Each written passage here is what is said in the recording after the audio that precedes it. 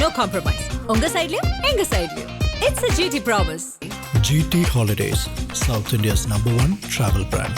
உங்கள் தங்க நகையை அதிக விலைக்கு விற்கவும் மற்றும் அடகில் இருக்கும் தங்க நகையை மீட்டெடுத்து அதிக விலைக்கு விற்கவும் உடனே அணுகவும். Prime gold hub 9840551787. எஸ்ஐஆர் வேண்டுமா வேண்டாமா? எஸ்ஐஆர்ன்றது வாக்காளர் பட்டியல் திருத்தமா அல்லது வாக்கு திருட்டுக்காக நடத்தப்படுகிறதா? கடந்த பல ஆண்டுகளாக திமுகவை நான் உற்று நோக்கி கவனித்து பார்க்கும்போது திமுக எதையாவது ஒரு திட்டத்தை எதிர்க்கிறாங்கனாவே, ஒரு செயல்பாடுகளை எதிர்க்கிறாங்கனாவே அது தமிழ்நாட்டுக்கும் தமிழர்களுக்கும் தேவையான ஒண்ணுங்கிறத நம்ம மக்கள் புரிஞ்சுக்கணும். அச்சமூட்டல சார், ஏன் இவ்வளவு கால அவகாசம்? ரொம்ப குறுகிய காலம், தேர்தல் நெருங்கி வருது, இன்னும் மழை பருவ காலங்கள். இது இந்த 2 மாசம் அப்படி இருக்கும். நீங்க ஜனவரியில இது ஒட்டுமொத்தமா வெளியிட போறீங்கன்றீங்க. மழை பருவ காலத்துல தானங்க உங்களுடன் ஸ்டாலின் சொல்லிட்டு இத்தனை கேம்ப் ரன் பண்றீங்க.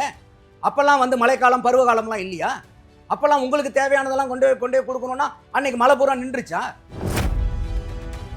சிஏஏல என்ன பொய் பிரச்சாரம், என்ன பொய் கேம்பெயின் பண்ணாங்களோ மக்கள் மத்தியில இப்ப கரூர்ல ஸ்டாம்பீட்ல பொருளை கலப்புறீங்க, வதந்தி பேசுறீங்க, பொய் பேசுறீங்களா, தூக்கி உள்ளார வைங்கன்னு உள்ளார வச்சாங்களா இல்லையா? அப்ப இந்த மாதிரி மக்கள் நடந்துச்சா இல்லையா? நடந்துச்சு. ஆனா இப்போ இந்த மாதிரி இல்லாததை சிஏஏல பொய் பேசி பொருளை கலப்புனாங்கிறது இன்னைக்கு தெரியுது இல்ல? அதே மாதிரி இன்னைக்கும் எஸ்ஐஆர்ல பொய் பேசி பொருளை கலப்புறவங்க எல்லாம் எந்த ஜெயில தூக்கி போடுறது? உட்காந்து பண்ண வேண்டியது பிஎல்ஓனுடைய கடமை. அதெல்லாம் நீங்க வருத்தமே படாதீங்க. எனக்கு ஃபார்ம் ஃபில் பண்ண தெரியாதனால என்னால இதை சப்மிட் பண்ண முடியலன்னு சொன்னாங்கன்னா அது பிஎல்ஓ மேல நடவடிக்கை எடுக்கப்படும். அப்புறம் இத்தனை பேர் பிஎல்ஏன்னு இருக்கீங்கல்ல, இப்போ எலெக்ஷன் வந்த உடனே எல்லாருமே ஏஜென்ட்டுங்களை வச்சுக்கிட்டு வாக்குக்கு காசு கொடுத்து தேடி தேடி கொண்டு கொடுக்குறாங்களா இல்லையா? வீடு வீடா பல கட்சிக்காரங்க, நான் இவங்க அவங்கலாம் சொல்லல, எல்லா கட்சிக்காரங்களும் வீடு வீடா ஓட்டர் காசு கொண்டு கொடுக்குறீங்களே தேடி தேடி போய். அப்ப இன்னைக்கு அவங்களுக்கு போய் உதவுறதுக்கு என்ன உங்களுக்கு கஷ்டம்? தமிழகத்தில் இருக்கக்கூடிய பல லட்சக்கணக்கான குடும்பத்தினுடைய சொந்தங்கள் கர்நாடகாவில் இருக்காங்களா இல்லையா தமிழர்கள்? அங்க அவங்க வாக்களிச்சிட்டு இருக்காங்க சார். கேரளால வாக்களிச்சிட்டு இருக்காங்க. என்ன சொல்றீங்க நீங்க? அப்போ இது இந்தியானா இந்திய அரசியல் சாசன சட்டத்தின் பிரகாரம் தான் இந்தியா நடக்க முடியும். நீங்க திராவிட முன்னேற்ற கழக சாசன சட்டம்னு ஒண்ணு போட்டிருக்கீங்களா? என்ன பேசுறோம் நம்ம? இது தமிழ்நாடு தனி நாடா? இந்திய அரசியல் சாசன சட்டம் எனக்கு கொடுத்திருக்கு சார். 1.5 கோடி பேர் தமிழ்நாட்டுல வந்துட்டாங்க சார். இன்னைக்கு எங்க திரும்பினாலும் வட இந்தியர்களா இருக்காங்க சார். அப்ப இந்தியா தமிழ்நாட்டுல வாழ்றக்கூடிய வட இந்தியர்கள் எல்லாம் நீங்க ஓட்டு கொடுக்க மாட்டீங்களா? இல்ல, அவங்களுக்கு அவங்க ஊர்ல போய் ஓட்டு போட்டுக்கிட்டோம். அவங்க இங்க என்ன அவங்க அது சொல்றதுக்கு நீங்க யாரு சார்? இப்ப நீங்க சொந்த ஊரா? இந்த சென்னை உங்களுக்கு சொந்த ஊரா, வந்த ஊரா? நான் வேலை செய்யறேன். இங்க சென்னையில இருக்கிறவங்க பூரா இங்க எதுக்கு நீங்க வேலை பாக்குறீங்க? உங்க ஊர்ல போய் வேலை பாருங்கன்னா நீங்க என்ன பதில் சொல்றீங்க? இது என் நாடு சார். அதேதான். அதன் தமிழர்களுக்கு வணக்கம். பல்வேறு துறைகளில் ஆக சிறந்த ஆளுமைகளை சந்தித்து நாம் நேர்காணல் எடுத்து வருகிறோம். அந்த வகையில் மீண்டும் நம்மோடு இணைந்திருக்கிறார் அரசியல் விமர்சகர் திரு நந்தகுமார் அவர்கள். அவரிடம் கேட்பதற்கு நிறைய இருக்கின்ற வாரங்களோடமே கேட்போம். வணக்கம் நந்தகுமார் சார். வணக்கம் மதேஷ். எப்படி இருக்கீங்க? அட்டகாசமா இருக்கேன். நீங்க எப்படி இருக்கீங்க? நல்லா இருக்கும் சார். சார், நான் இந்த தலைப்பை கடந்த 1 வாரத்துக்கு முன்பே உங்ககிட்ட எடுக்க வேண்டியது, கொஞ்சம் தள்ளி போட்டதற்கான காரணம் இன்னும் கொஞ்சம் தகவல்களை திரட்டி கொண்டு உண்மையிலே இதுல என்ன மெரிட்ஸ் டிமெரிட்ஸ் இருக்கு அப்படின்னு பார்க்கணும்னு நினைச்சேன். என்னுடைய பார்வையிலும் இதுல நிறைய குழப்பங்கள் இருக்கு. எஸ்ஐஆர் வேற ஒன்றும் கிடையாது. எஸ்ஐஆர்னா என்ன? இந்த ஸ்பெஷல் இன்டென்சிவ் ரிவிஷன் இதை கொண்டு வர்றதுனால எளிய மக்கள், கிராம மக்கள் பாதிக்கப்படுறாங்க. உண்மை. ஏதாவது ஒரு ஃபார்ம் கொடுத்துட்டு இதை ஃபில் பண்ணுனாவே நம்ம ஆளுங்க பதட்டமாயிடுவாங்க. நம்ம ஊர் மக்கள் அப்படிதான். அது இயல்பாவே இது இருக்கக்கூடிய ஒண்ணுதான். என்னங்க இது விடுபட்டுருச்சு, அது விடுபட்டுச்சு, அந்த கார்டு எடுத்துட்டு இந்த கார்டு எடுத்துட்டு இதெல்லாம் சொல்லுவாங்க. இப்போ கிராமப்புறங்கள்ல இதெல்லாம் நடக்கிற ஒண்ணு, நடக்கத்தான் செய்யும். ஆனாலும் இதெல்லாம் நம்ம கொடுக்க வேண்டும், ஒரு தேவை இருக்கு. இந்த வாக்காளர் திருத்தம், அதே போல வாக்காளர் பட்டியல்ல பேரை நீக்கிறது, சேர்க்கறது, அதே போல வாக்காளர் பட்டியல் சரிபார்ப்புன்றது வருஷத்துக்கு ஒரு முறை நடந்துனே தான் இருக்குது. ஒவ்வொரு வருஷமும் நடக்கும். அது தனியாக அது ஒரு முகாம்கள் போட்டு நடந்துட்டே இருக்கும். இது கொஞ்சம் சிவியரா எடுக்கிறாங்க போல. அதாவது இது ஸ்பெஷலா எடுத்து தீவிர வாக்காளர் சரிபார்ப்பு பட்டியல்ன்றாங்க. இதுல புதுசா இருக்கு இந்த ஃபார்ம். இதுல கேட்கக்கூடிய நிறைய விஷயங்கள்ல குடியுரிமை எல்லாம் கேட்கறாங்க போல. இதுல நீ இந்திய குடியுரிமை நிறுவினெல்லாம் ஒரு காலம் இருக்கிறதுன்றதான் சொல்றாங்க. நிறைய பிரச்சனை இருக்குன்றாங்க. திமுக இதை கடுமையாக எதிர்க்கிறது. எஸ்ஐஆர் நம்ம உள்ள விட்டோம்னா திமுக வீழ்த்துறதுக்கு ஏதோ ரூட்டு பார்த்தாங்க. இப்ப எஸ்ஐஆரை கொண்டு வந்திருக்காங்க அப்படின்றாரு ஐயா ஸ்டாலின் அவர்கள். 12 மாநிலங்கள்ல இதை கொண்டு வர போறாங்க. இந்த 12 மாநிலங்கள்ல குறிப்பா தேர்தல் நடக்கக்கூடியது. நம்ம தமிழ்நாட்டில், வெஸ்ட் பெங்கால்ல, கேரளாவில் நம்ம எல்லாருமே எதிர்க்கிறோம். அப்படி ஒரு நிலையில இருக்குது. எஸ்ஐஆர் வேண்டுமா வேண்டாமா? எஸ்ஐஆர்ன்றது வாக்காளர் திருத்தமா, வாக்காளர் பட்டியல் திருத்தமா அல்லது வாக்கு திருட்டுக்காக நடத்தப்படுகிறதா? முதல்ல இந்த தலைப்பில் நம்ம ஒரு இன்டர்வியூ பண்ணுறது உள்ளபடியே ஒரு மகிழ்ச்சி. உங்களுக்கு என்னுடைய நன்றி. ஏன்னா நிறையா மக்களுக்கு இதை பற்றின சந்தேகங்கள் புரிதல் இல்ல. அரசியல் கட்சிகள்னால பல குழப்பங்கள், புரளிகள் எல்லாம் எழுப்பப்பட்டுக்கிட்டு வர்றதையும் நம்மளால பார்க்க முடியுது. சரி. கடந்த பல ஆண்டுகளா திமுகவை நான் உற்று நோக்கி கவனிச்சு பார்க்கும்போது, திமுக வந்து எதையாவது ஒரு திட்டத்தை வந்து எதிர்க்கிறாங்கனாவே, ஒரு செயல்பாடுகளை எதிர்க்கிறாங்கனாவே, அது தமிழ்நாட்டுக்கும் தமிழர்களுக்கும் தேவையான ஒண்ணுங்கிறத நம்ம மக்கள் புரிஞ்சுக்கணும். சிறப்பு தீவிர வாக்காளர் திருத்தல் பட்டியல்ங்கிறது இந்த எஸ்ஐஆர்னு ஆங்கிலத்துல சொல்றது இந்தியாவுல இது தடவை நடக்கல. ம். இதுக்கு முன்னாடி 8 தடவை நடந்திருக்கு. ம். 8 தடவையும் நடத்தினது யாருன்னு கேட்டிங்கனாக்கா காங்கிரஸ் கவர்மெண்ட் தான் நடந்திருக்கு. சரி. 1951 இருந்து 2004 வரைக்கும் ம்ஹும். பல்வேறு காலகட்டங்களில் நடந்திருக்கு. ம். அந்த ஆட்சிகளில் பூராமே திமுகவும் அமைச்சரவையில் பங்கெடுத்து நடத்தின வரலாறுகள் எல்லாம் உண்டு. சரி. இப்போ நடத்துறது வந்து பார்த்தீங்கன்னாக்கா 9வது எஸ்ஐஆர். எஸ்ஐஆர் எதனால இந்த எஸ்ஐஆர் நடத்துறாங்கன்னு நம்ம 8 தெரிஞ்சுக்கணும். முறை டென்யூர் இருந்ததுல, கால அவகாசம் இருந்ததுல, அந்த வாக்காளர் தீவிர சிறப்பு பட்டியல் அந்த சரிபார்ப்பெல்லாம் வந்து கால அவகாசம் நேரம் எடுத்துக்கிட்டதுல அதெல்லாம் போயிட்டு ஃபார்மை கொடுத்து எல்லாம் ஃபில் பண்ணி அதில் சரிபார்க்கப்பட்டு அதையெல்லாம் ஏற்றி அதுக்கான அவுட்புட் வர்றதுக்கு டைம் இருந்துச்சு. எனக்கு தெரிஞ்சு கடைசியாக 2002 to 2004 3 வருஷம் டைம் இருந்துச்சான். 3 வருஷம் எடுத்துட்டு தான் அது வந்து தவறான கணக்கு சொல்றாங்க. 2002 to 2004ங்கிற அந்த 3 வருட காலகட்டத்தில் இந்தியாவில் பல்வேறு மாநிலங்கள்லையும் பல்வேறு யூனியன் டெரிட்டரிலையும் வேறு வேறு காலங்களில் எடுக்கப்பட்டது. பீகார் எடுத்துட்டீங்கன்னா 2003 சொல்றாங்க. பீகார்ல 2003 நடக்குது. அன்னைக்கும் இதே 30 நாள் தான், ஒரு மாசம் தான் டைம். எப்போ இந்த 2003 நடந்தது. 2003. இப்ப 2025 நடந்ததும் அதே 30 நாள். இன்னும் நீங்க பாத்தீங்கன்னா 2003 விட 2025 22 வருஷம் கழிச்சு இன்னைக்கு டெக்னாலஜிக்கு அட்வான்ஸ்மெண்ட் எப்படி இருக்கு? அப்போ இன்னைக்கு சீக்கிரமாவே முடிக்கலாம். இன்னைக்கும் இன்னும் வந்து பாத்தீங்கன்னா சீக்கிரமாவே முடிக்கக்கூடிய வாய்ப்புகள் இருக்கு. ஆனா அதே 30 நாள் இன்னைக்கும் கொடுக்குறாங்க. ஆனா எந்த முறையும் நடக்காத ஒண்ணு இந்த முறை இந்த எஸ்ஐஆர்ல நடந்திருக்குது. நீங்க சொல்றீங்க 8 முறை ஏற்கனவே இந்தியா முழுக்க நடந்திருக்கு. இது 9வது முறை. நம்ம தமிழ்நாட்டிலே இப்போ 9வது முறையா நம்ம ஃபேஸ் பண்ண போறோம். இந்த எஸ்ஐஆர் ஃபார்மை ஃபில் பண்ணி கொடுக்க போறோம் அப்படின்னா, சமீபத்தில் நடந்தன பீகார் தேர்தல் இப்ப நடந்துட்டு இருக்கு. ரிசல்ட் நாளைக்கு ரிசல்ட் முடிஞ்சிருச்சு. ஆமா, நாளைக்கு ரிசல்ட். நம்ம அந்த ரிசல்ட்டையும் கண்டிப்பா பேச வேண்டிய தேவை இருக்கு. நம்ம பேசுவோம். அப்ப அந்த ரிசல்ட்டை வச்சு ஏன்னா 65 லட்சம் பேர் கிட்ட வந்து வாக்காளர் பெயரே நீக்கப்பட்டிருக்கு. ஆமா தானே? இவங்க 47 லட்சம் நெட்டா வந்து பாத்தீங்கன்னா 47 லட்சம். சரி, ஒரு 40 லட்சம் 50 லட்சம் பேர் நீக்கப்பட்டிருக்குது. அந்த நீக்கப்பட்டவர்கள் எல்லாம் பெரும்பாலும் ஒன்னு வெஸ்ட் பெங்கால்ல கூட வேலை செய்யலாம், ஒன்னு கேரளாவில் வேலை செய்யலாம். நம்ம தமிழ்நாட்டில் நிறைய பீகாரிகள் வேலை செய்யறாங்க. ஆமா தானே? அவங்க எல்லாம் இங்க ஒரு 11 ஆவணங்கள் கேட்கறாங்க இந்த எஸ்ஐஆர் ஃபார்ம் ஃபில் பண்ணும்போது.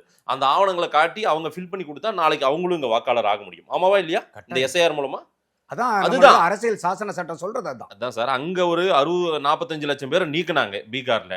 அந்த 45 லட்சம் பேரை இங்க கொண்டு வந்து அங்கங்க சேர்க்கறதுக்கான வழிதான் அந்த எஸ்ஐஆர் அப்படின்ற ஒரு பார்வையும் சொல்றாங்க. இதுல சிலருடைய பேரும் நீக்கப்படும், வாக்காளர்களாக இருக்கவே முடியாது, நம்முடைய வாக்குரிமை பறிபோகும் அப்படின்ற அச்சம் எல்லாம் இருக்குது இல்ல சொல்றாங்க. இது தேவையில்லாத அச்சம், தேவையில்லாத இப்ப சொன்னதெல்லாம் நடக்கும் இல்ல நடக்காது. அதான் நான் சொல்றேன். இப்போ நமக்கு திருத்த பாத்தீங்கன்னாவே ஸ்பெஷல் சம்மரி ரிவிஷன் ஒன்று இருக்கு, ஸ்பெஷல் இன்டென்சிவ் ரிவிஷன் ஒன்று இருக்கு, பார்ட்லி சம்மரி, பார்ட்லி இன்டென்சிவ்னு 3 வகையான வாக்காளர் திருத்த பட்டியல் இருக்கு. ரைட். அப்ப சம்மரி ரிவிஷனுக்கும் இன்டென்சிவ் ரிவிஷனுக்கும் என்ன வித்தியாசங்கிறத நம்ம கவனிச்சுக்கணும்.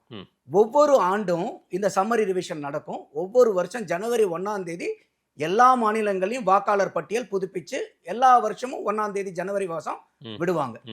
அதுல என்ன ஒரு வித்தியாசம்னா, இருக்கிற பட்டியல்ல இருந்தே சேர்த்தல் நீக்கம் என்னெல்லாம் நடக்குதுங்கிறத மட்டும் வச்சு இருக்கிற பட்டியல்ல புதுப்பிச்சுக்கிட்டு வருவாங்க.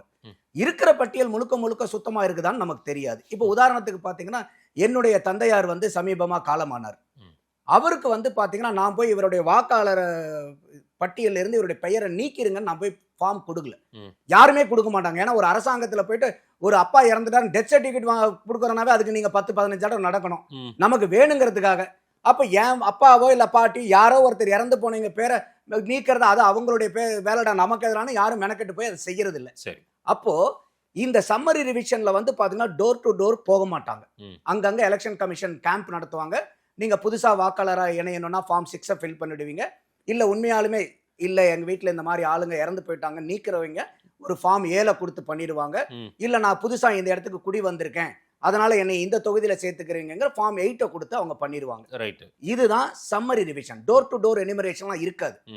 இப்ப என்ன நடக்குதுன்னு கேட்டீங்கன்னாக்கா, இந்த ஸ்பெஷல் இன்டென்சிவ் ரிவிஷன்ங்கிறது இது வந்து இருக்கக்கூடிய பட்டியலை அப்படியே டிங்கரிங் அடிக்கிறது இல்ல, பட்டி பார்க்கறது இல்ல. இது முழுக்க முழுக்க வந்து பாத்தீங்கன்னாக்கா இது ஃபுல்லா வந்து கம்ப்ளீட்டா ரிவைஸ் பண்றாங்க. இருக்கிற பட்டியலே சரியா இருக்குதா அப்படிங்கிறது. இப்ப நீங்க முதல்ல முன்னுரையில சொல்லும்போது சொன்னீங்க இதை குடியுரிமையை நம்ம நிரூபிக்கணுமாட்டிருக்கே அப்படின்னு. அந்த வேலையே கிடையாது. அதுல ஒரு இல்ல அது ஒரு இல்ல காலம் அது இருக்குன்றாங்க. தவறுதலா சொல்லக்கூடியது. நீங்க ஃபார்மை வாங்கி பாத்தீங்கன்னாவே இல்ல சார், பீகார் எலெக்ஷனுக்கு முன்னாடி ஒரு எனுமரேஷன் ஃபார்ம் கொடுத்தாங்கல்ல, பீகார் தேர்தலுக்கு முன்னாடி அந்த பீகார் மக்களுக்கு, அதுல இந்த மாதிரி குடியுரிமை நிரூபிக்கணும்ன்றது அப்படி ஒண்ணும் இல்ல. அதுல வேணும், அங்க இருந்துச்சு. எது அங்க? சுப்ரீம் கோர்ட் தலையிட்டு நீங்க உங்களுக்கு குடியுரிமை இருக்குதா இல்லையான்னு பார்க்க வேண்டிய வேலை எலெக்ஷன் கமிஷன் வேலை இல்ல. தமிழ்நாடு உட்பட அடுத்து 12 மாநிலங்கள் எடுக்கும்போது எனுமரேஷன் ஃபார்ம்ல இந்த மாதிரி குடியுரிமையை நிரூபிக்க வேண்டிய கட்டாயம் இருக்கிறது, அது ஒரு காலம் இருக்குன்றாங்க. நீங்க உங்களுக்கு எனுமரேஷன் ஃபார்ம் நீங்க வாங்கிட்டீங்களா? நான் இன்னும் வரல, எனக்கு வந்துருச்சு. சரி, நான் பார்த்துட்டேன். அதுல இந்த மாதிரி குடியுரிமையை உங்களுக்கு நிரூபிக்கணுங்கிற எந்த இடத்துலயும் அந்த இடம் கிடையாது. அதுல நீங்க எடுத்த அந்த ஃபார்மை பாத்தீங்கன்னா வலது பக்கம் உங்களுக்கு ஏற்கனவே இப்ப இந்த 2025 இந்த வாக்காளர் பட்டியலில் இருக்கிற உங்களுடைய டீட்டெயில் வச்சுதான் அந்த ப்ரீ பிரிண்டட் ஃபார்மேட் கொடுக்குறாங்க. சரி, உங்க போட்டோ, உங்களுடைய வாக்குச்சாவடி, உங்களுடைய பேரு அதெல்லாம் போட்டு வரும். நீங்க ஃபில் பண்ண வேண்டியது என்னன்னா, ஒன்னு இப்போதைக்கு இருக்கக்கூடிய போட்டோவை ஃபிக்ஸ் பண்ணணும், உங்களுடைய டெலிபோன் நம்பர், ஆதார் எண் ஆப்ஷனல், நீங்க கொடுக்கறனா கொடுக்கலாம், கொடுக்காம விட்டறனால விட்டுறலாம். அடுத்தது உங்க அப்பா பேரு அவங்களுடைய ஓட்டர் ஐடி, அம்மா பேரு அவங்களுடைய ஓட்டர் ஐடி, உங்களுக்கு திருமணம் ஆயிருந்தா ஸ்பௌஸ் கணவனோ மனைவி உறவினர்னு ஒன்னு கேக்குறாங்க. அது நான் சொல்ல வரேன். அதுல முன்னாடி 3 பகுதி இருக்கு. நான் ஃபர்ஸ்ட் பகுதியில உங்க மனைவியோ கணவனோ இருந்தா அவங்களுடைய ஓட்டர் ஐடி, இது ஃபர்ஸ்ட் பாகம் முடிஞ்சு போச்சு. கீழே வந்தீங்கன்னா இடது கை பக்கம் ஏற்கனவே எஸ்ஐஆர் நடந்துச்சு பாருங்க 2024 தமிழ்நாட்டுல, 2002ல வந்து அந்த இடத்துல நீங்க வந்து உங்களுக்கு அந்த இடத்துல நீங்க உங்களுடைய ஓட்டர் ஐடி நீங்க அப்பயே அதுல இருந்துச்சுன்னா அதனுடைய விவரங்களை உங்களை ஃபில் பண்ண சொல்றாங்க. சரி, இல்ல நான் அந்த எஸ்ஐஆர்ல இல்ல, என்னுடைய அப்பாவோ என்னுடைய அம்மாவோ தாத்தாவோ பாட்டியோ இருந்தாங்கன்னா அது வலதுகை பக்கம். அதுல அவங்களுடைய டீட்டெயில் எழுதி அவங்களுடைய ஓட்டர் ஐடி என்ன, அவ்வளவுதான். கீழே வந்து நீங்க கையெழுத்து போட்டு கொடுத்தீங்கன்னா அதுக்கு கீழே உங்களுடைய பிஎல்ஓ பூத் லெவல் ஆபீசர் அவங்க சிக்னேச்சர் போட்டு 2 காப்பி கொடுப்பாங்க. ஒரு காப்பி அவங்களுக்கு கொடுக்கணும், ஒரு காப்பி நீங்க வச்சுக்கணும், அக்னாலஜ்மென்ட். சோ இதுல எந்த இடத்துலயும் குடியுரிமையை நீங்க ப்ரூவ் பண்ணணும்ங்கற கட்டாயமே கிடையாது. அது இல்லன்றீங்க. நானும் அது சரி, ஓகே. அடுத்தது இல்ல, இப்போ இந்த ஃபார்மை கொடுக்கும்போது ஃபர்ஸ்ட் டைம் சப்மிட் பண்ணும்போது அவங்க எந்த டாக்குமெண்ட்டும் வாங்குறது இல்ல இந்த ஃபார்மை தவிர. இப்ப 11 சான்றுகள் கொடுக்கணும். ஃபார்ம் 7 எல்லாம் வைக்கணும் இல்ல? அது தேவையில்லை. அதான் நான் சொல்ல வரேன் படிப்படியா. இது ஒண்ணு. இப்ப ரெண்டாவது இன்னொரு ஆப்ஷன் என்னன்னு கேட்டீங்கன்னா, இப்ப நீங்க வந்து நீங்க இல்ல ஆன்லைன்லயே நான் பண்ணிக்கிறேன்னு விரும்புறீங்க, நீங்க அந்த ஃபார்மை கூட வாங்கிக்கணுங்கிற அவசியம் இல்ல.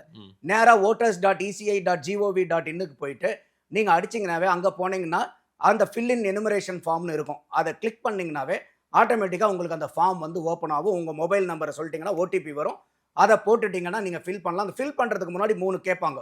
3ல ஏதாவது ஒன்று கிளிக் பண்ணணும். ஒன்னு, என்னுடைய பேர் ஏற்கனவே பழைய எஸ்ஐஆர்ல இருக்குதா, என் பேர் இல்ல ஆனா எங்க அப்பாவோ அம்மாவோ தாத்தாவோ பாட்டி பேர் இருக்குதா, இல்ல யாருடைய இதுமே வந்து எஸ்ஐஆர்ல இல்ல. இந்த 3ல எதை வேணாலும் நீங்க கிளிக் பண்ணலாம் உங்களுக்கு இருக்கிறத வச்சு. இல்ல சார், இந்த எஸ்ஐஆர் இத சொல்லிட்டோம்னா தான் மக்களுக்கு சரி சொல்லுங்க. அப்ப இந்த 3ல ஏதாவது ஒண்ணு நீங்க கிளிக் பண்ணிட்டீங்கன்னா, இப்ப எனக்கு வந்து என் பேரும் இல்ல எங்க அப்பா பேரும் இல்ல அம்மா பேரும் இல்ல, ஆன்லைன் ஃபார்ம் இல்ல, ஒரே நிமிஷம் சரி சொல்லுங்க. அதை கிளிக் பண்ணிட்டீங்கன்னா அதே மாதிரி அங்க இந்த ஃபார்ம்ல என்ன கேட்டாங்களோ அதே தகவல்.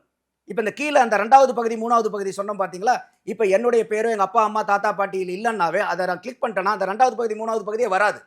இப்ப என்னுடைய பேரு எஸ்ஐஆர்ல இருக்குன்னு நான் கிளிக் பண்ணனா 2வது பகுதி வரும். சரி, இல்ல எங்க அப்பா பகுதி இருக்குது என் பேரும் இருக்குதுனாக்கா 2 3 வரும். அப்போ இதுல வந்து நீங்க ஃபில் பண்றதுக்கு மீறி போனா ஒரு 5 நிமிஷம் 10 நிமிஷம் போட்டோவை வந்து உறவினர்னு ஒரு காலம் இருக்கு. அதான் சொன்னேன், உங்க தாத்தா பாட்டி அப்பா அம்மா இதெல்லாம் இருந்துச்சுன்னா நீங்க அதை ஃபில் பண்ணி இதெல்லாம் எங்க போய் தேடுறது தேவையில்லைங்கிறேன். நீங்க அதுலயே எலக்டோரல் ரோல் கொடுக்குறாங்க. இது அவங்க பிஎல்ஓவும் இதை ஹெல்ப் பண்றதுக்கு தயாரா வர்றாங்க. எத்தனை பேருக்கு பிஎல்ஓ உட்கார்ந்து ஹெல்ப் பண்ணிட்டு இருப்பாங்க? எத்தனை பேருக்கு ஒரு பிஎல்ஓ போட்டிருக்காங்கன்னு நீங்க நினைக்கிறீங்க? சொல்லுங்க, நீங்களே சொல்லுங்க. ஒரு வார்டுக்கு ஒரு பிஎல்ஓ, ஒரு தொகுதிக்கு ஒரு பிஎல்ஓ இல்ல, தொகுதிக்கு இருக்கிறது இஆர்ஓ.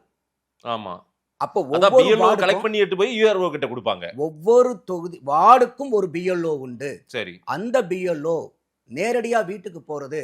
இப்ப பல பேர் என்ன சந்தேகம் வைப்பாங்கன்னா, இல்ல நாங்க வரும்போது வீட்டுல இல்லைன்னா நாங்க என்ன பண்றது, வேலைக்கு போக வேண்டாமா, போய் தொழிலை பார்க்க வேண்டாமான்னு 3 தடவை வருவாங்க. இந்த 30 நாளுக்குள்ளார 3 தடவை கட்டாயம் உங்க வீட்டுக்கு வரணும். இந்த பிஎல்ஓஸ் மட்டும் கிடையாது, அரசியல் கட்சிகளை சார்ந்த பிஎல்ஏஸ் பூத் லெவல் ஏஜென்ட் இதுல இன்வால்வ் ஆயிருப்பாங்க. இந்த எக்ஸசைஸ்ல பீகார்ல நடந்து முடிஞ்சதுல அந்த மாநிலத்தை சேர்ந்த 12 கட்சிகளை சார்ந்த 1,60,60,814 பூத் லெவல் ஏஜென்ட் இதுல வந்து ஒர்க் பண்ணிட்டு இருந்தாங்க. சரி, அப்போ இத்தனை பேர் சேர்ந்து தான் இந்த எக்ஸசைஸ பண்ண போறாங்க. இது என்னமோ ஃபார்முக்கு இப்ப 1000 ரூபாய்னு அதுக்கு ஒரு படிவம் கொடுக்குறாங்களா இல்லையா?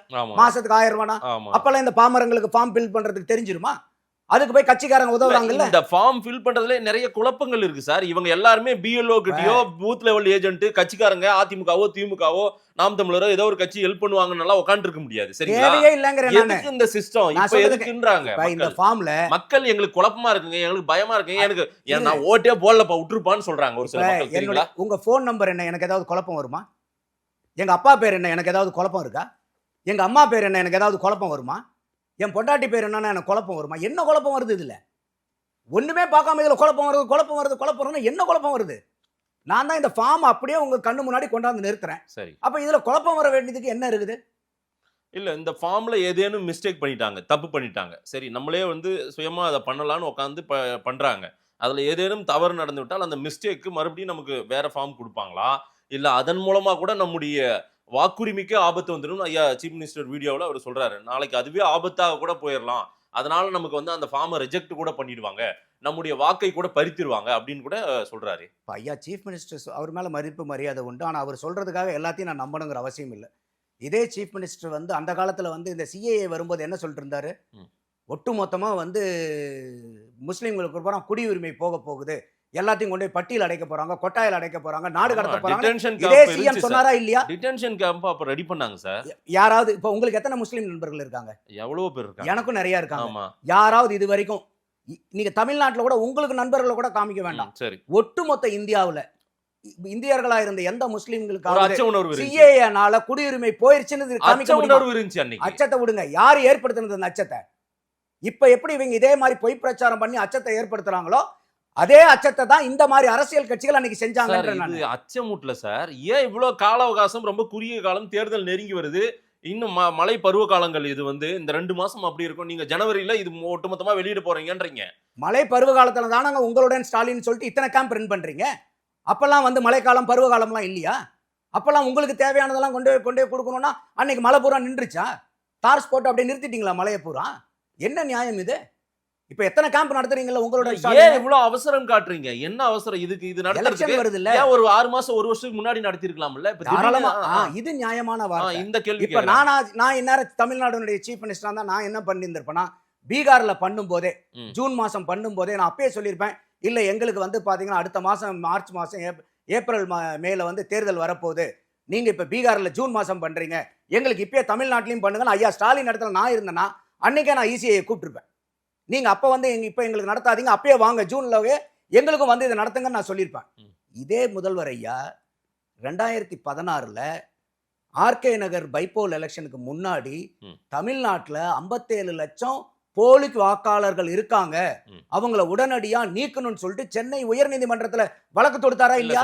ஒரே நிமிஷம், இது மக்கள் வாக்காளர் சரிபார்ப்பு வருஷம் வருஷம் நடக்குது, அதுல நிறைய பேர் இது பண்ணிட்டாங்க. அவர் சொன்னதே 57 லட்சம் போகஸ் ஓட்டு இருக்குது.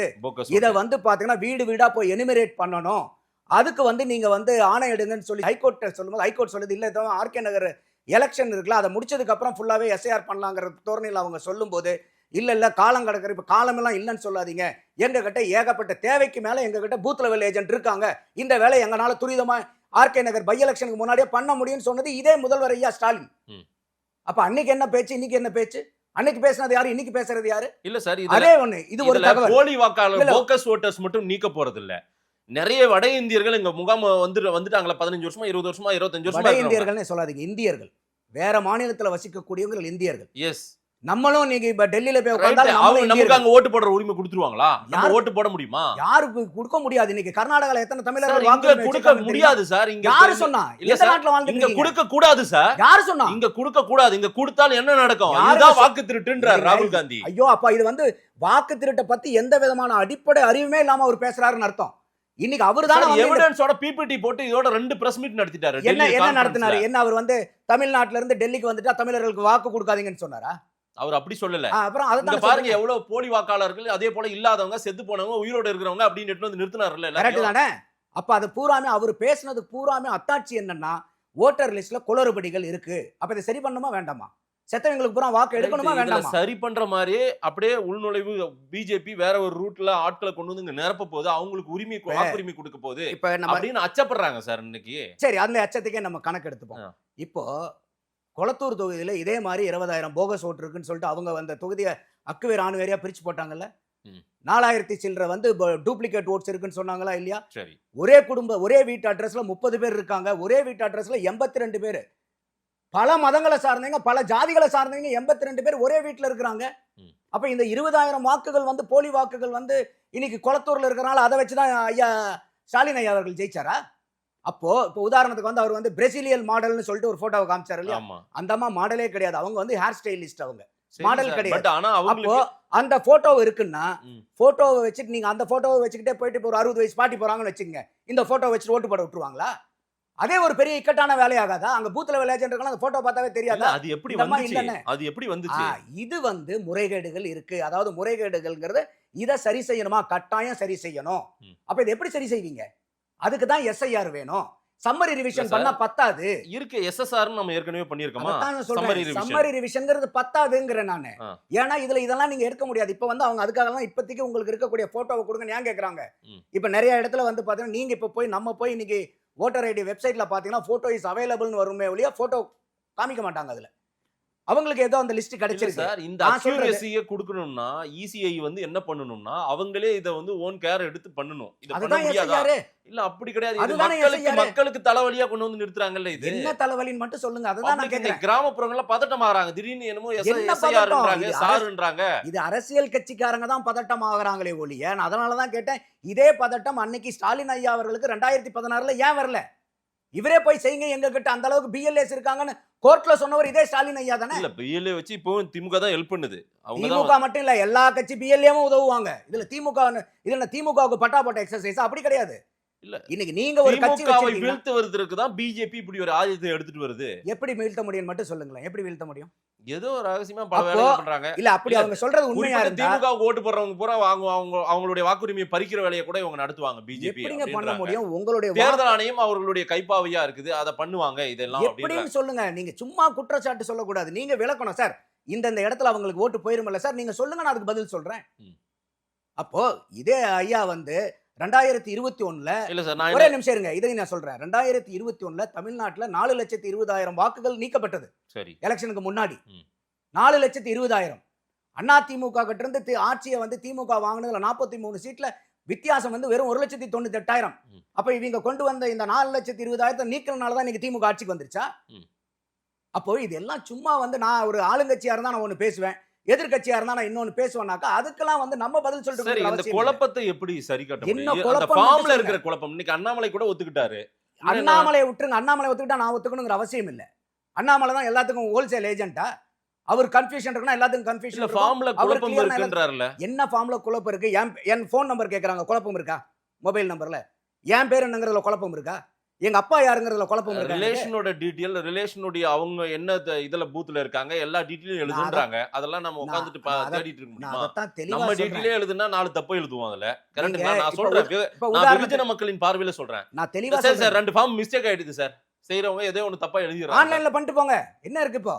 நான் தான் ஃபார்மே வாங்க வேண்டியதுல ஆன்லைன்லயே கூட பண்ணலாம்ன்றனே. அப்போ இது எல்லாம் இல்லாத ஊருக்கு வழியை தொலாவிட்டு இருக்காங்க. இங்க எதையாவது ஒண்ணு சொல்லி இதைத்தான் நான் சொல்றேன். நீங்க இந்த சிஏஏல என்ன பொருளை கலப்புனாங்களோ அன்னைக்கு ஷாகின் பாக்ல டிசம்பர் 14ஆம் தேதி உட்கார்றாங்க போராட்டத்துக்கு. தமிழ்நாட்டுல 60 நாள் கடந்து உட்கார்ந்தாங்க போராட்டத்துக்கு.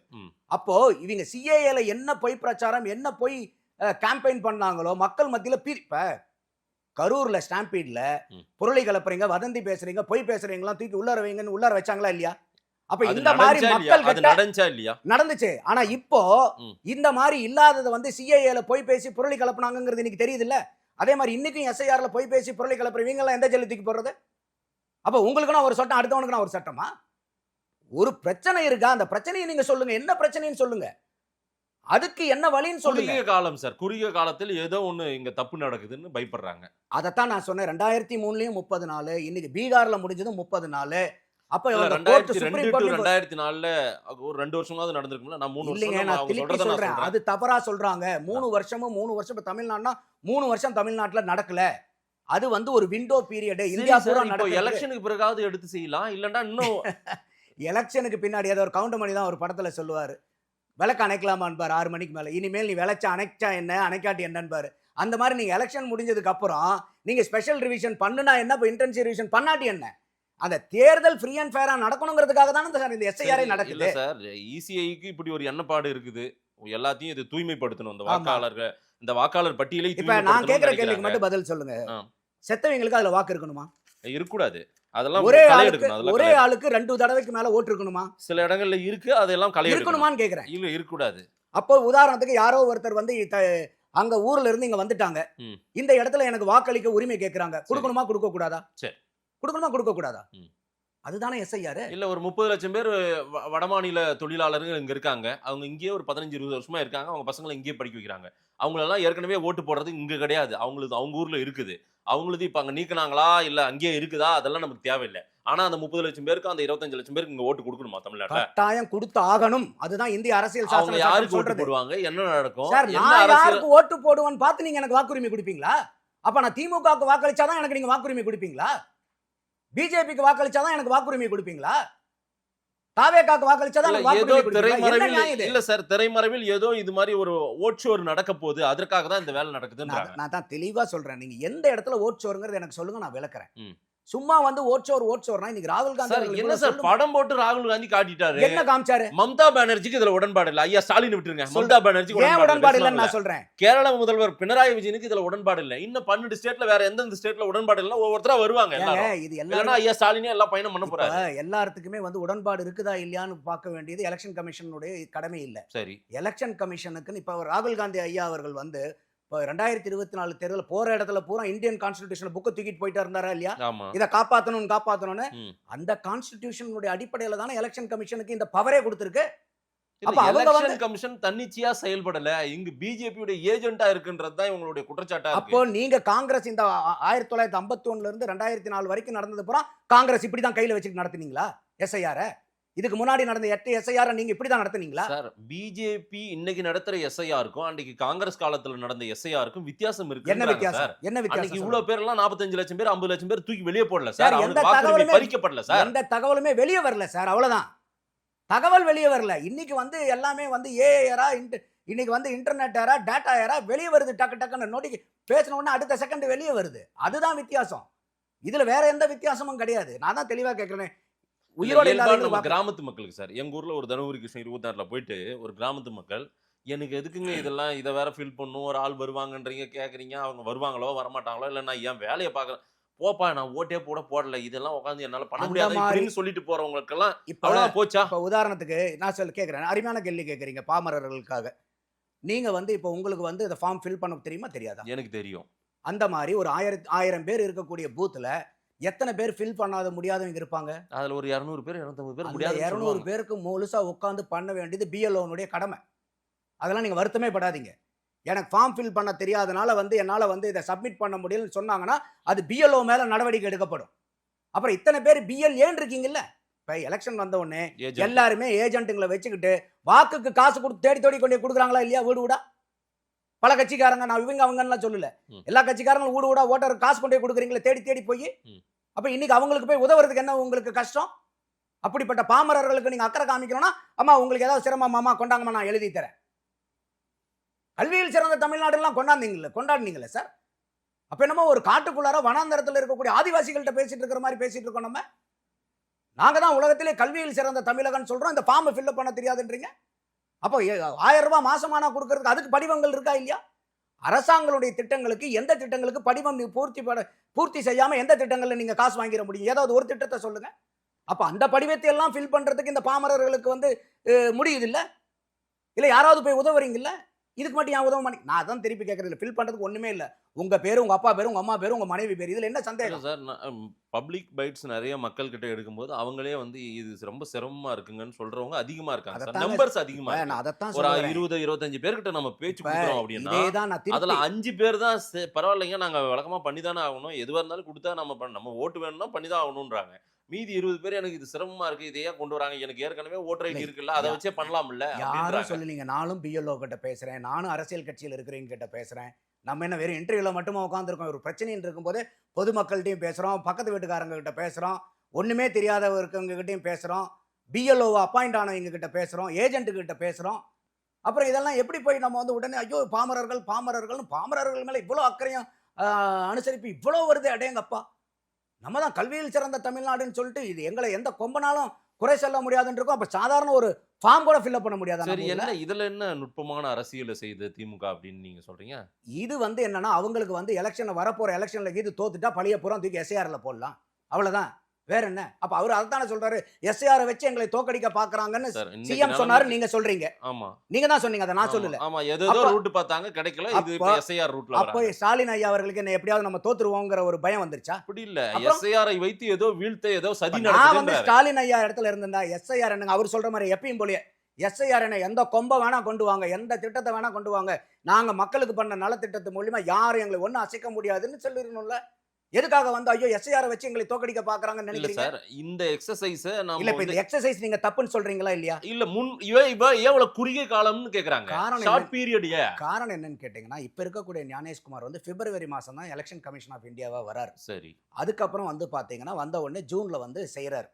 அப்பயே நான் அப்ப அந்த பீகார்ல நடந்துட்டு இருக்கும் போதே நான் வச்ச கோரிக்கை இந்தியா பூரா இதை பண்ணணும்னு என்னுடைய சார்பா நான் கேட்டேன். பீகார் ரிசல்ட் நாளைக்கு வருது இல்ல, இந்த ரிசல்ட்டை பார்த்ததுக்கு பிறகுதான் இதுல ஒரு 45 லட்சம் பேர் வந்து நீக்கினாங்கல்ல, வாக்குரிமையை பறித்தார்கள் இல்ல. பறிக்கல, திருப்பி தப்பா சொல்லாதீங்க. பறிச்சாங்க 45 லட்சம் பேர். இது போயிடுச்சு.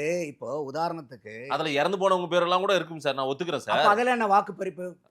ஆனாலும் ஒரு இருக்கிறவங்க 30-35 லட்சம் பேர் ஓட்டு போயிருச்சுன்றாங்க சார். இப்ப கிட்னியை வந்து திருடுற இடத்துல கிட்னியை முறைகேடுன்னு சொல்லாதீங்க, திருட்டுன்னு சொல்லாதீங்கன்றாங்க. கிட்னி எடுக்க முடியாதுங்கிட்ட கல்லீரல் எடுத்துட்டு விடுறீங்க. இதெல்லாம் திருட்டு கிடையாது, முறைகேடுன்னு சொல்லுங்கன்னு நம்மளுடைய தமிழகத்தினுடைய ஐயா மாசு ஐயா அவர் வந்து சொல்றாரு.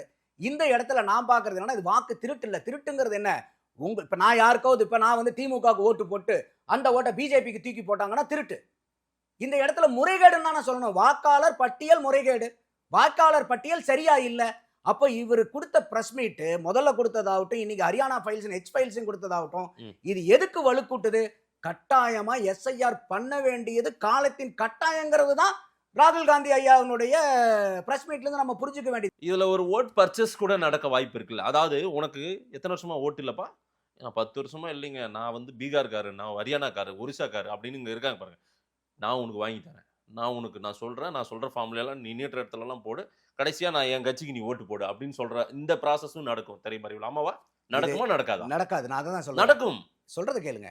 இப்ப எனக்கு நான் தான் சொல்றேன், இந்திய அரசியல் சாசனம் கொடுத்திருக்கக்கூடிய உரிமை, நான் இங்கிருந்து மும்பைக்கு போய் அங்க மும்பையில வசிக்கிறேன்னா என்னுடைய வாக்காளரை அங்க நான் என்ன வாக்காளரா பதிவு பண்ணிக்கக்கூடிய உரிமையை திமுகவோ கம்யூனிஸ்டுகளோ விடுதலை சிறுத்தைகளோ எனக்கு கொடுக்கல, பாரதிய ஜனதா கொடுக்கல, காங்கிரஸ் கொடுக்கல, இந்திய அரசியல் சாசன சட்டம் எனக்கு கொடுத்திருக்கு சார். 1.5 கோடி பேர் தமிழ்நாட்டுல வந்துட்டாங்க சார். இன்னைக்கு எங்க திரும்பினாலும் வட இந்தியர்களா இருக்காங்க சார். அப்ப இந்தியா தமிழ்நாட்டுல வாழ்றக்கூடிய வட இந்தியர்கள் எல்லாம் நீங்க ஓட்டு கொடுக்க மாட்டீங்களா? இல்ல, அவங்களுக்கு அவங்க ஊர்ல போய் ஓட்டு போட்டுக்கிட்டோம். அவங்க இங்க என்ன அவங்க அது சொல்றதுக்கு நீங்க யாரு சார்?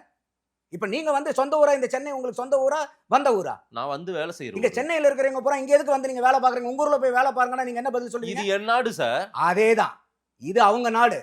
அப்ப நீங்க சொன்னீங்க பாருங்க, இது அவங்க நாடு. இப்ப என்ன தமிழ்நாடு வந்து தனியா பிரிச்சு கொடுத்துட்டாங்களா? தமிழ்நாடு தனி நாடா? பிரிச்சு கொடுத்துட்டாங்களா? அதெல்லாம் சார், ஒரு தமிழன் போயிட்டு பீகார்லயோ ஹரியானாவிலயோ மத்திய பிரதேசத்துல ஆண்ட முடியுமா? ஆட்சிக்கு வந்துட முடியுமா? முதலமைச்சர் ஆயிட முடியுமா?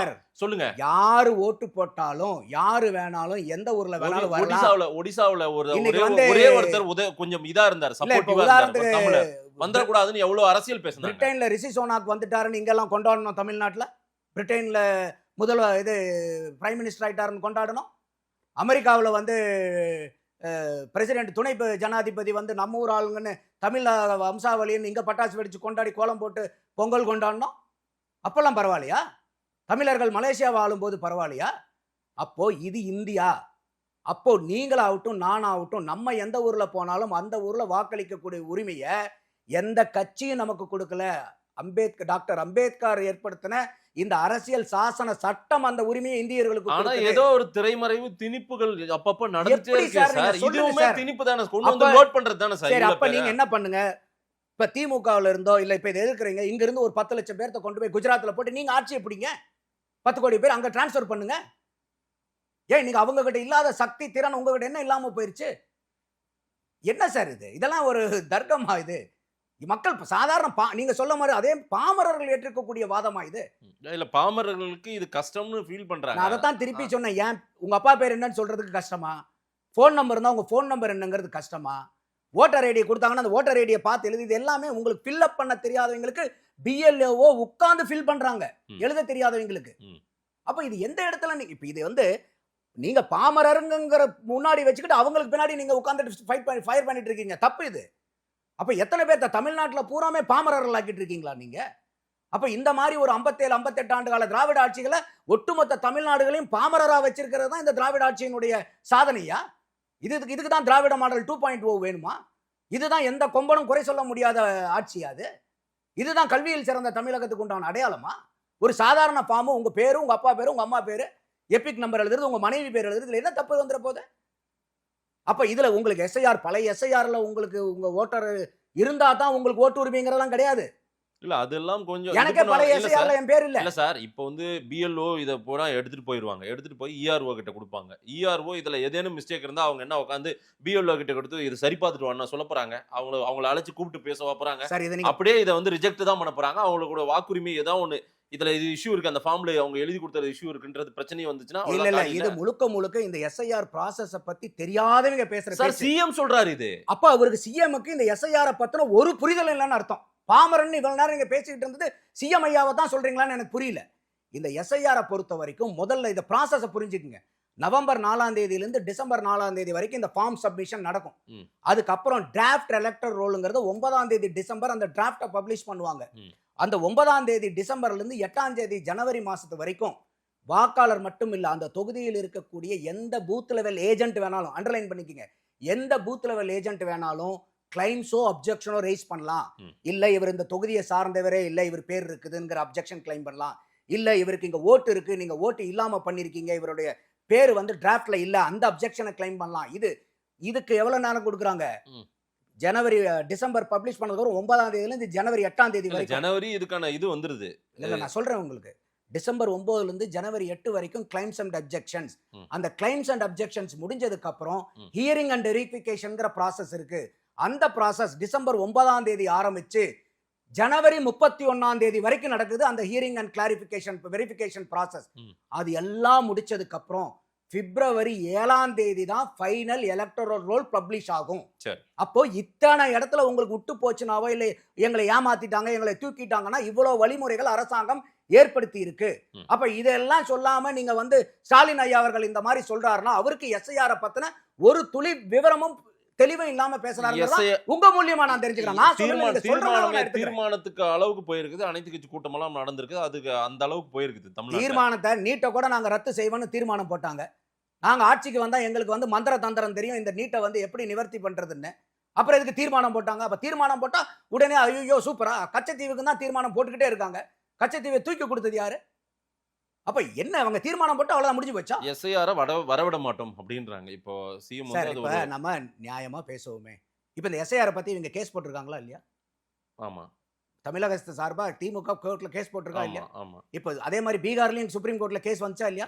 இன்னைக்கு பீகார்ல எலெக்ஷன் நடந்து முடிஞ்சிருச்சா இல்லையா? முடிஞ்சிருச்சு. அப்புறம் என்னத்தை போயிட்டு நீங்க வந்து தமிழகத்துல நாங்க வந்து தேர்தல் எஸ்ஐஆர் நடத்த விட மாட்டோம்னா நான் வந்து உங்ககிட்ட இந்த ரிசல்ட் பீகார் ரிசல்ட்டை வச்சு கூட இந்த எஸ்ஐஆர் உடைய தாக்கம் அங்க என்ன நடந்திருக்குன்றதையும் நான் எடுத்து சொல்லுவேன். நான் கண்டிப்பா வரும். அதாவது நீங்க இந்த கட்சிக்கு ஓட்டு போட்டாதான் எனக்கு வாக்குங்கிறத சொல்ற உரிமை எந்த கட்சிக்கும் கிடையாது. இல்ல அதுதான் ஏதோ நடக்குது. எப்படி ஏதோ நடக்குதுன்னா என்ன நடக்குது? ஒரு சதி வேலை நடக்குதுன்ற எஸ்ஐஆர் ஒரு சதி வேலை. இப்ப இரண்டவங்கனுக்கு அரண்டதெல்லாம் பேய்ங்கிறத நான் நம்ப முடியாது. அப்ப உங்களுக்கு வந்து சந்தேகம் இருந்தா நான் தான் தெளிவா இன்னும் கேக்குறேன். உங்களுக்கு ஏதாவது சந்தேகங்கள் இருந்தா கேள்வி கேளுங்க, அந்த கேள்விக்கு பதில் சொல்றேன். ஆராசா கூட அந்த அறிவு திருவிழாவுல சொல்றாரு, என்ன சொல்றாரு? அவர்களே கொஞ்சம் உஷாரா இருங்க, ஆபத்து நம்மள நெருங்கி வருது. என்ன ஆபத்து? அதிமுக ஜெயிச்சிருங்கிறத சொல்றாரா? என்ன ஆபத்து? பிஜேபின்ற ஒரு ஆபத்து நெருங்கி வருது. நம்ம வந்து அப்ப என்ன சொல்றாரு அவரு? நீங்க செய்யறது சரியில்லை, நீங்க வந்து சனாதனத்தை எதிர்த்துக்கிட்டே சனாதனத்தின் உச்சமா நீங்க உதயநிதி ஸ்டாலின் தான் இருக்கிறீங்க. நீங்க வந்து மேடை தோறும் ஏறி உங்க அப்பா யாரு தாத்தா யாரு தெரியுமான்னு சொல்லிட்டு அதனாலதான் உங்களுடைய பிறப்பினுடைய அடிப்படையில தான் உங்களுக்கு இந்த பதவியே கிடைச்சிருக்குது.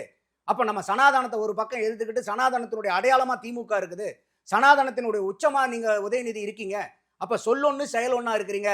இதெல்லாம் ஜாக்கிரதையா இருங்க, பிஜேபி வந்துகிட்டு இருக்கு, உங்களுக்கு வந்து உங்களை எல்லாம் அப்பட்டமா வந்து உங்களை அம்பலப்படுத்துறதுக்கு தாவேகா வந்துகிட்டு இருக்கு உங்களை அம்பலப்படுத்துறதுக்கு, அதிமுக வந்துட்டு இருக்கு உங்களுக்கு அம்பலப்படுத்துறதுக்கு. நீங்க நினைக்கிற அளவுக்கு 2026 தேர்தல் அவ்வளவு சுலபம் இல்ல, ஜாக்கிரதையா இருங்க உதயநிதின்னு இப்படித்தானே சொல்லியிருக்கணும்னு நான் நினைக்கிறேன். எஸ்ஐஆர்ல என்ன பிரச்சனைன்னு சொல்லுங்க. இல்ல சார், பிரச்சனைக்கு நம்ம நீங்க ஒரு சந்தேகம்னா இல்ல கேளுங்க, நான் சார், பதில் அது சொல்றேன். திமுக ஒரு விஷயத்தை எடுத்து கையில எடுத்து இதை பேசுறாங்க, மக்கள் முன்னாடி இதை போராட்ட காலத்துக்கு கொண்டு போறாங்கன்னா பிரச்சனை இருக்குன்றதுனால தான். சிஏஏலும் இதை செஞ்சாங்களா இல்லையா? ஆமா, நான் இது வரைக்கும் கேட்டவங்கள்ட்ட பதில் இல்ல. இந்தியா பூரா ஏதாவது ஒரு இந்திய முஸ்லிம்களுக்கு குடியுரிமை பதிவு போனதா இன்னைக்கு வரைக்கும் சான்று ரைட், இருக்கா? நான் அதை முன்னே இல்ல, சொல்லிட்டேன். ஒரு இருக்கா? அச்ச சான்று உணர்வு இருக்கா? அந்த காலகட்டங்கள்ல அதிகம் இருந்தது. யார் ஏற்படுத்தினது? இருந்ததில்ல, ஏற்படுத்தப்பட்டது. அந்த அச்ச உணர்வை ஏற்படுத்தினது யாரு? அதுதான் எங்க கேள்வி. அப்ப இன்னைக்கும் அதே மாதிரி இப்ப இவங்க சொல்றது இன்னொரு கட்டுக்கதை என்ன தெரியுமா? முஸ்லிம்களை வாக்க போறோம் தூக்கிடுவாங்க, எஸ்சி எஸ்டிங்களை வாக்க போறோம் தூக்கிடுவாங்க. இதே கட்டுக்கதையை தான் பீகார்லயும் வச்சாங்க. பீகார்ல டீடைல்டாவே அனாலிசிஸ் பண்ணி நவம்பர் 3ஆம் தேதி ஹிந்துல ஆர்டிகல் வந்திருக்கு. சார், பீகார்ல இல்ல, இந்த ஒரு மட்டும் சொல்றதுக்கு வாய்ப்பு கொடுங்க. பீகார் மக்கள் தொகையில முஸ்லிம்களுடைய வாக்கு, அதாவது பாப்புலேஷன்ல அவங்களுடைய சதவீதம் எவ்வளவுனா 17.7%, 18%. இந்த வாக்காளர்களை நீக்குனாங்க பாத்தீங்களா, யார் யாரெல்லாம் இறந்து போனாங்களோ, டபுள் என்ட்ரி, மைக்ரண்ட் ஆகி போனீங்க, அவங்களுடைய இதை வந்து அந்த நீக்கப்பட்டவர்களுடைய எண்ணிக்கையில பார்க்கும்போது 18%. என்ன வித்தியாசம்? எந்த இடத்துல வந்து முஸ்லிம்களுடைய வாக்கை வந்து அப்படியே தூக்கி எறிஞ்சிட்டாங்க அங்க? அப்ப இது எவ்வளவு பெரிய பொய் பிரச்சாரத்தை பீகார்லயும் பண்ணாங்க இல்லையா? அதே மாதிரி ஒரே தொகுதியில 80,000 முஸ்லிம் வாக்குகளை தூக்கிட்டாங்க.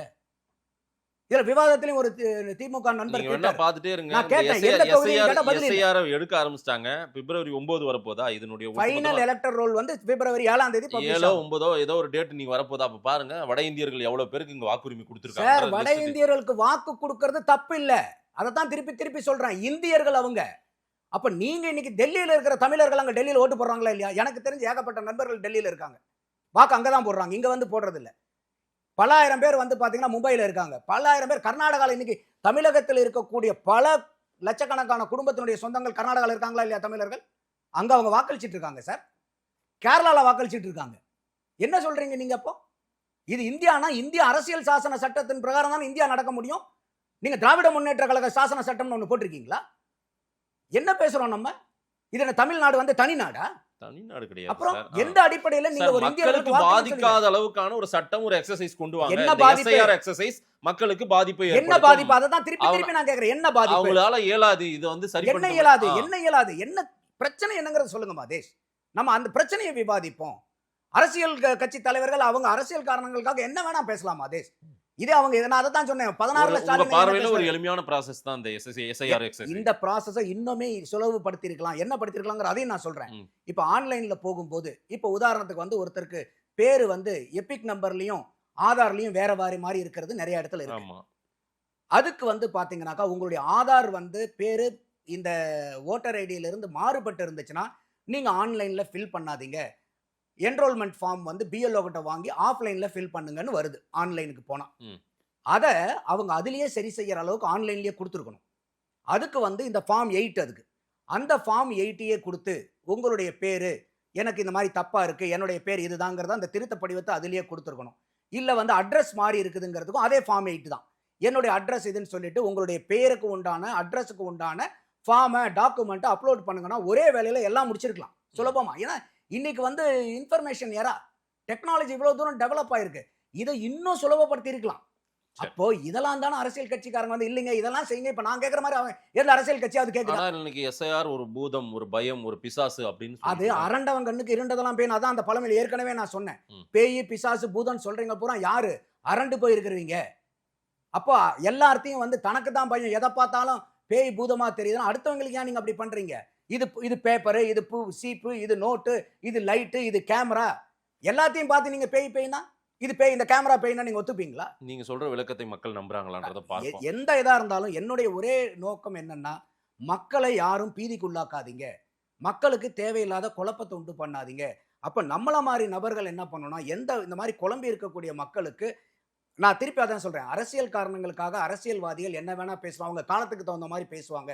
நம்ம மக்களின் பக்கம் இருந்து மக்களுக்கு இந்த எஸ்ஐஆர் ப்ராசஸை எந்த அளவுக்கு சுலபமா கொண்டு போய் அவங்களுக்கு புரிய வச்சு, இல்ல பயப்படுற அளவுக்கு ஒண்ணும் இல்ல, இதுதான் இந்த எஸ்ஐஆர் ஃபார்ம், அதை எடுத்து அவங்க கிட்ட சொன்னா, ஓ இவ்வளவுதானுங்களா, இதுக்காங்க இவ்வளவு கட்டுக்கதை கட்டிட்டு இவ்வளவு பொருளை கிளப்பிட்டு இருக்காங்கன்னு இதே மக்கள் திருப்பி சொல்லுவாங்க.